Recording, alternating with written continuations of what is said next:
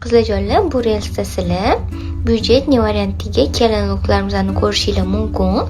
Videoni oxirigacha o'tkazib yubormasdan ko'rsanglar, komplekt ichida nimalar chiqishini ham ko'rib olasizlar.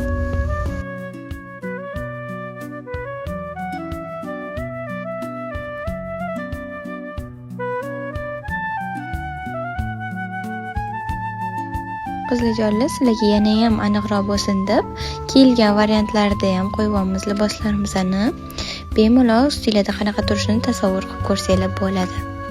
Komplekt ichida ro'moli, perchatkasi, o'zini salom fatasi bo'ladi. Albatta libosimiz dvoyka bo'ladi.